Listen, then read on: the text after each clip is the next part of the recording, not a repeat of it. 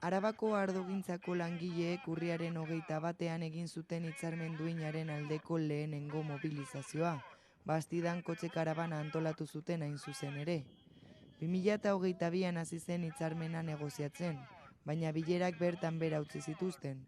Orduan LAB, UGT eta Comisiones Obreras sindikatuek erabaki zuten 2021ean hasi zituzten mobilizazioak berriro antolatzea. Azaroan Arabako batzar nagusietara jo zuten sindikatuek egoera azaltzeko. Sindikatuen esanetan akordioek oso urrun jarraitzen dute, soldata igoerari dagokionez, aldaketa txiki batzuk eman dira. Arabako ardogintzako mahai negoziatzailearen bilera berria izan dugu hemen Guardian. Bertara, SEAK planteamendu berriak ekarri dituen arren, hobekuntza batzuekin, hauek oraindikan ez dira nahikoa, eta ez ditu asetzen sektoreko langileen beharrak eta nahiak. Uste dugu, SEAK mugimendu hau egin baldin badu izan dela, azkenengo asteetan eta hilabetetan aurrera ematen ari dugun dinamika mobilizatzailea gatik izan dela. Eta uste dugu ere, bertan sakondu eta gehitu behar ditugula mobilizazioa. Hala ere, zenbait aurrera pauso eman dira. Proposamen ekonomikoaz gain, upategiek jardunaldi jaitziera txiki bat proposatu dute. Eta lan gaixotasun edo istripua dela eta eragindako aldi baterako ezintasun osagarriak hobetzera ireki da. Oionen egingo egun kotxe karabana bat eta manifestazio bat, eta larun batean ere Gasteizen egongo gara Ardo Araban. Horregatik gonbidatzen ditugu Araba Errioxako langile guztioi, han bertan larun batean gurekin egotera. Gauzak horrela LAB adierazi duenez, mugimendu horiek sektoreak burutzen ari diren mobilizazio eta presioari esker lortu dituzte.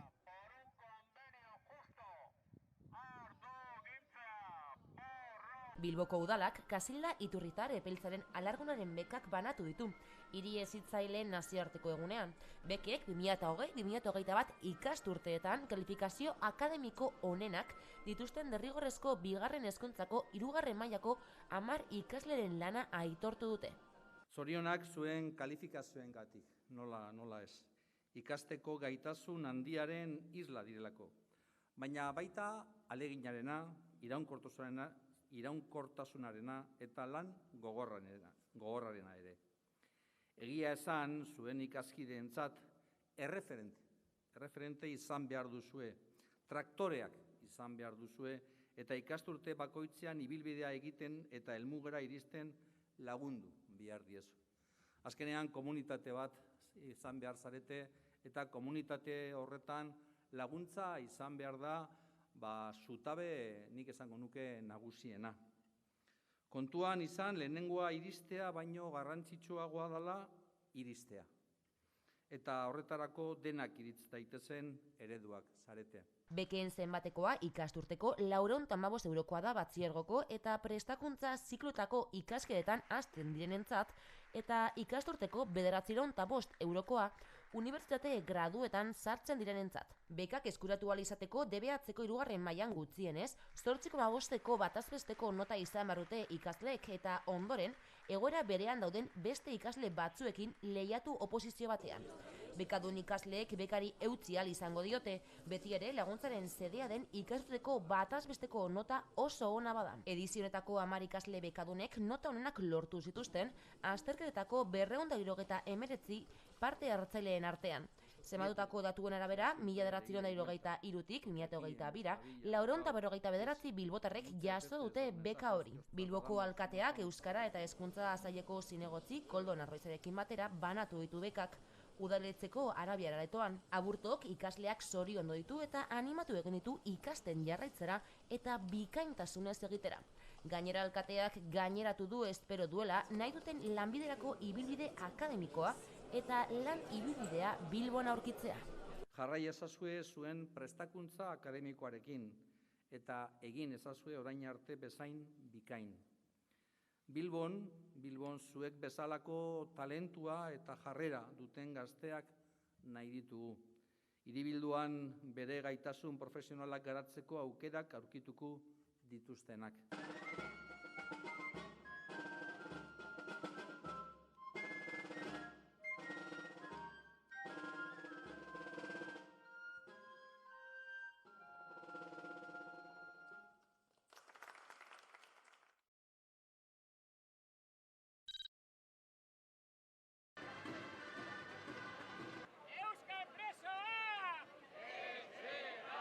eta guztiok batera bidean jarraitzea beharrezkoa dela konponbide hori gauzatzeko. Eta beren zigor, beren zentsu. Ikusita, eta bendua kamarrean giza eskubideen eguna dela aitzaki hartuta, Durangon, bosterdietan manifestazio bat aurre ikusi du sarek, presioi aplikatzen zaien salbuespeneko legediaren amaiera galdaesteko eta batez ere gradu progresioi dagokion honen jopuntu nagusi diren eta sufrimendua gehien pairatu duten senide guztiei.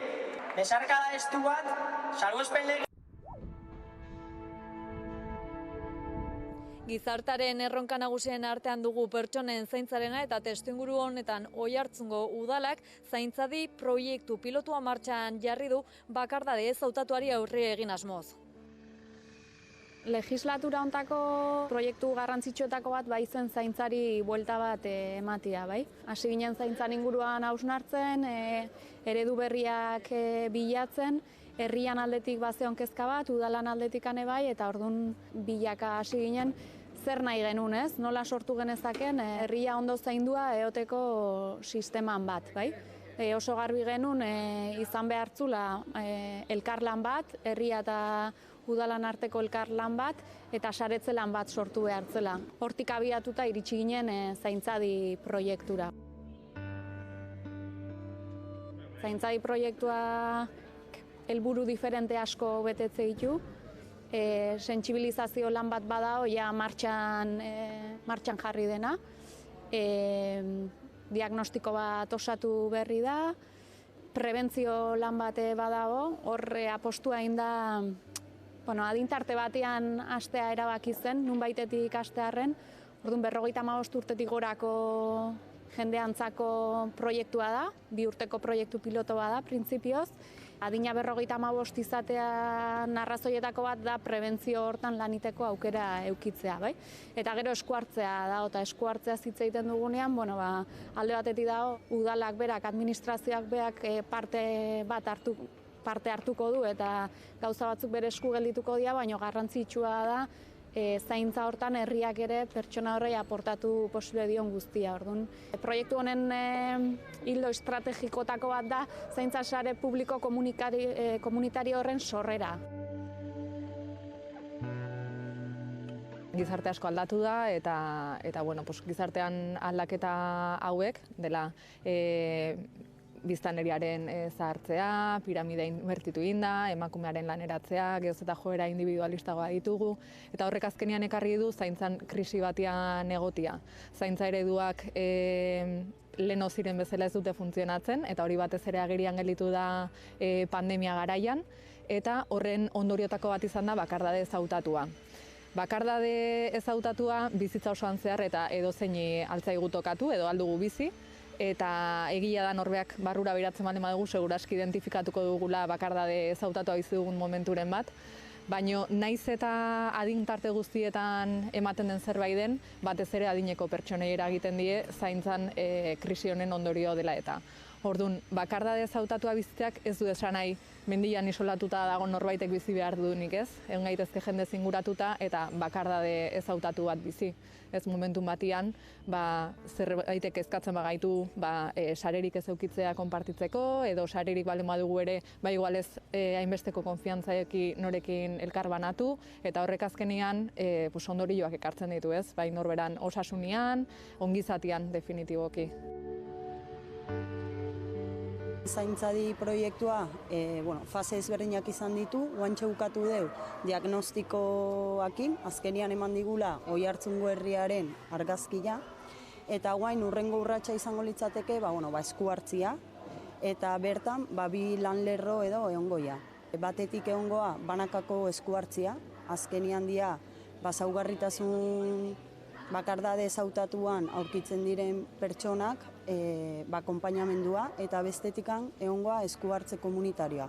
Betire gogoratuz, bazkenian proiektu honen baldintza edo berezitasuna handiena dela sare komunitarioa, ez? Eta pixkat pertsona hauek birkonektatzea herrian jadanik dauden baliabidekin eta baita ere Baldiberian nahi gehalako pertsona guzti sentsibilizatzen zaintza krisi honen ondorioetako bat izan baita, bakardade hautatua, ez? Eta azkenean gehoz eta pertsona gehiago bizitzen ari dira eta hau pixka paliatu eta ekiditeko asmoarekin. Egia da herrian oso erantzun ona jaso deula eta hemendikan bai eskerrak eman nahi ditugu bai eragilei, bai administrazio publikoai, baita osasun arloari eta herriak azkenean badakala preokupazio bat eta prestutasun bat parte hartzea, ez?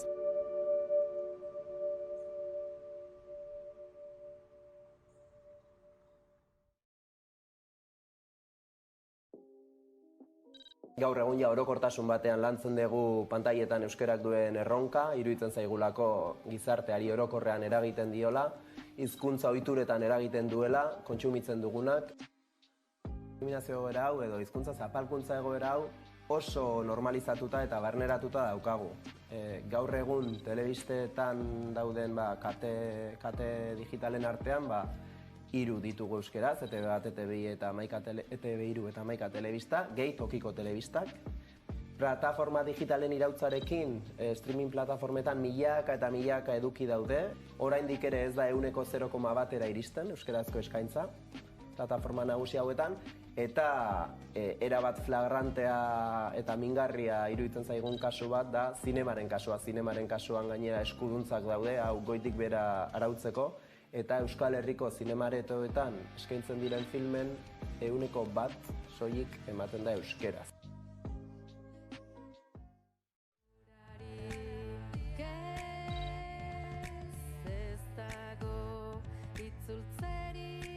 Ricardo Arregi kazetaritza sariketako epaimahaiak adierazpen askatasunaren aldeko aldarria egin nahi du.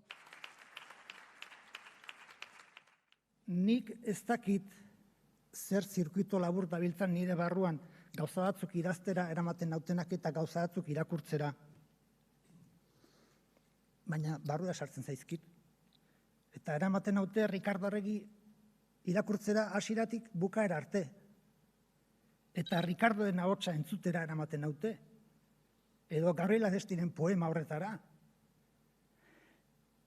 Eta barrura sartzen zaizkit eta min egiten didate edo krak.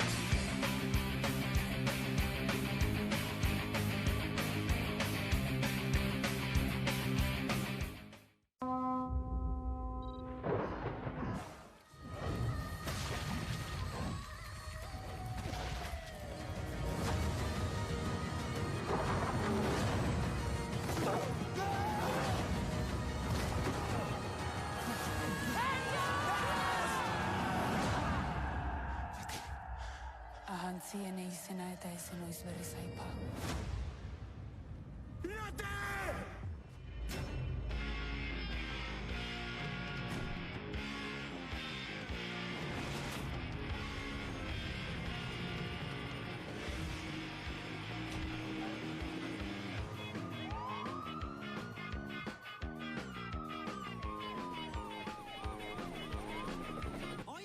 ¿De dónde son ustedes? ¿Nosotros? ¿Holandeses? Ah, ¿sí? Ustedes no son holandeses, son vascos. Mi papá era vasco, beltza naiz eta harro nago. Yo le guardo el secreto, pero tú me enseñas euskera. Sarri, sarri, sarri, sarri, sarri, sarri.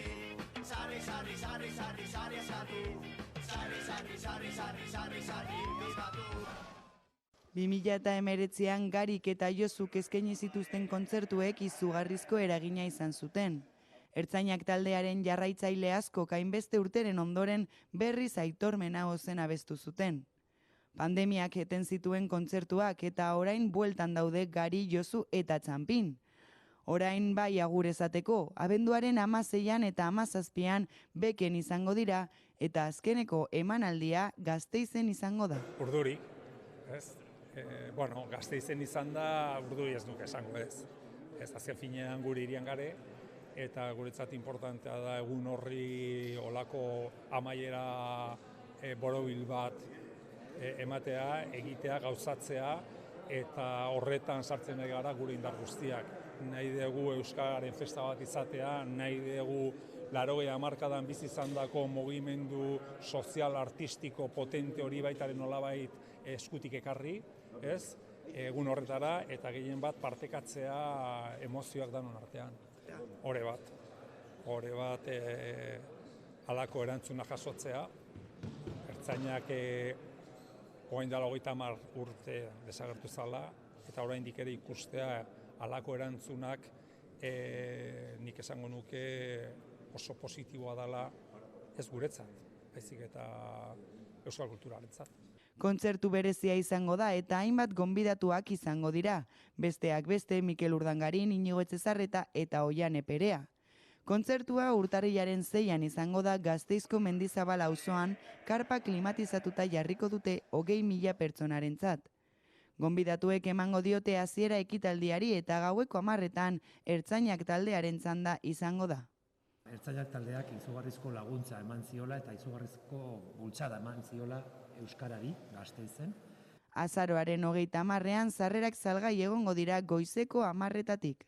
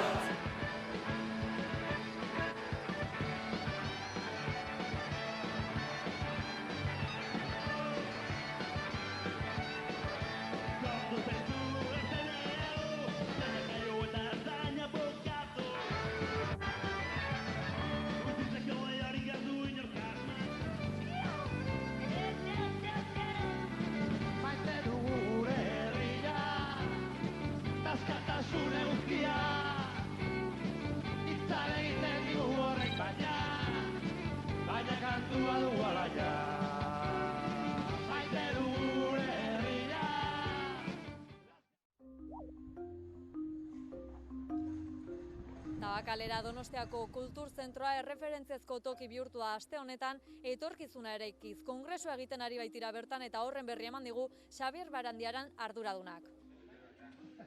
Gipuzkoako Foru Aldundian daukagu etorkizuna eraikiz egitasmoa. Zalantzari gabe Gipuzkoako Foru Aldundien dagoen estrategiarik importantena da herri politiken garapenaren ikuspuntutik, lankidetzazko gobernantzan oinarritzen dena.